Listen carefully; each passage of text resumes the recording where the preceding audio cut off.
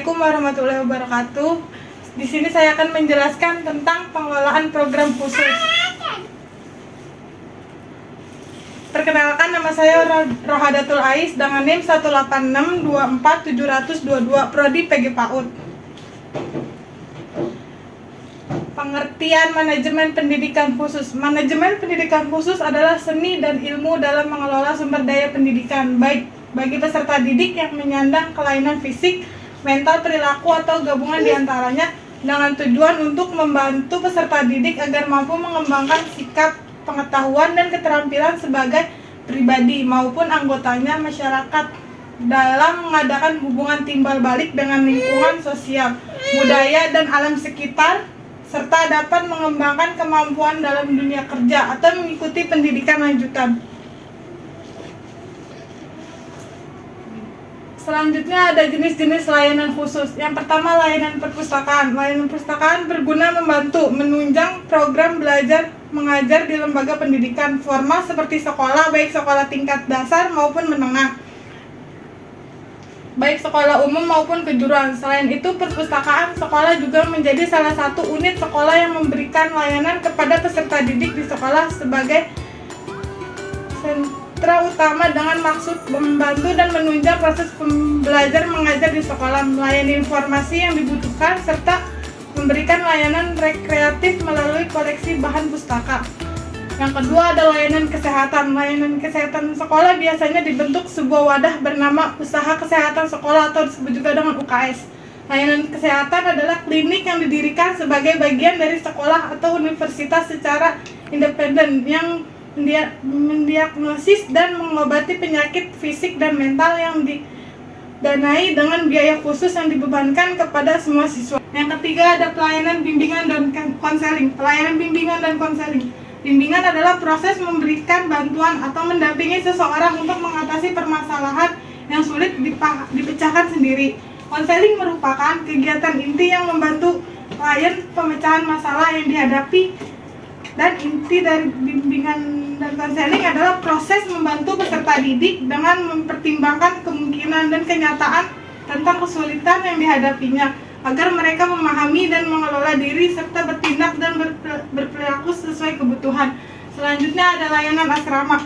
Layanan asrama sangat perlu bagi para peserta didik, khususnya pada jenjang sekolah menengah dan perguruan tinggi, terutama yang jauh dari orang tuanya. Selain manfaat untuk siswa, asrama juga memberikan manfaat untuk guru dan pembina asrama. Selanjutnya ada layanan kafetaria. Suatu layanan khusus yang menyediakan makanan dan minuman sehat kepada siswa dan staf sekolah, sehingga siswa tidak lagi harus keluar gedung sekolah pada jam istirahat untuk makan dan minum. Selanjutnya ada layanan laboratorium.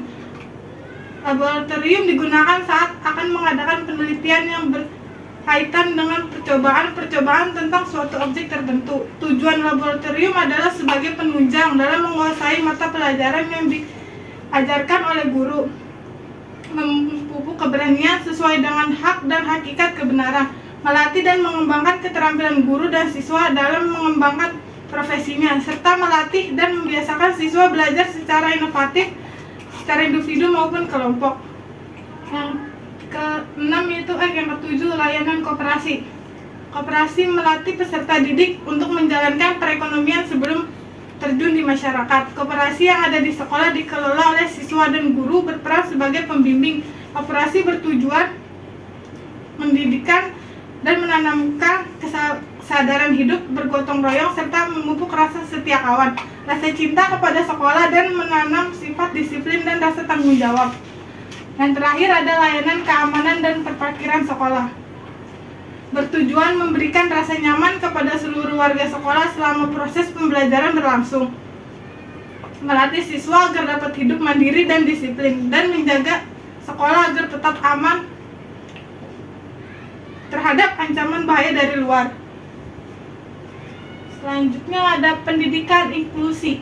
Pendidikan bagi anak berkebutuhan khusus. Pendidikan inklusi merupakan sebuah pendekatan yang berusaha mentransformasi sistem pendidikan dengan meniadakan hambatan-hambatan yang dapat menghalangi setiap siswa untuk berpartisipasi penuh dalam pendidikan.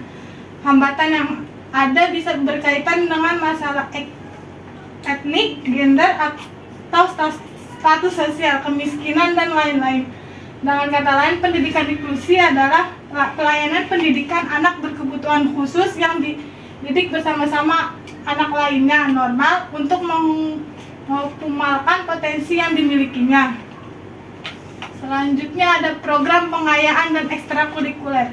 Yang pertama, kelas pengayaan. Kelas pengayaan cenderung berupa kursus atau lokakarya opsional yang berfokus pada topik atau keterampilan tertentu yang tidak bercakup dalam kurikulum standar. Kelas-kelas ini dapat berkisar dari seni dan sains kreatif hingga robotika dan pengodaan. Berikan siswa kesempatan untuk mengeksplorasi minat mereka, mempelajari keterampilan baru, dan berinteraksi dengan siswa yang berpikiran sama melalui kelas pengayaan. Yang kedua ada kegiatan ekstrakurikuler. Kegiatan yang meliputi klub, kompetisi, dan turnamen biasanya diadakan di luar kelas untuk mendorong perkembangan pribadi dan sosial. Seiring dengan kemajuan akademis, kegiatan ekstrakurikuler meningkatkan kepemimpinan, kerjasama tim, dan kemampuan memecahkan masalah. Klub catur misalnya dapat menjadi kegiatan pengayaan yang hebat dan memupuk persahabatan di antara para anggota sambil mengasah pemikiran strategis. Selanjutnya ada manfaat pengayaan di sekolah. Yang pertama, siswa yang mahir secara akademis. Yang kedua, ada siswa dengan minat yang beragam. Ketiga, ada siswa yang berjuang. Keempat, ada promosi pengembangan sosial dan emosial. Kelima, ada persiapan sukses masa depan. Selanjutnya ada penanganan isu-isu khusus dalam PAUD. Yang pertama, dikotomi PAUD dan TPQ. Kedua, guru-guru PAUD yang diisi oleh ibu-ibu pengangguran. Yang ketiga, ada kesenjangan hak dan kewajiban guru PAUD. Keempat, wacana wajib belajar 12 tahun yang dimulai dari TK atau RA. Yang kelima, merancang program PAUD di masa depan. Yang terakhir ada kesimpulan. Pada dasarnya, pendidikan inklusi bertujuan untuk menyamaratakan hak antara anak reguler dengan anak berkebutuhan khusus dalam satu wadah pendidikan.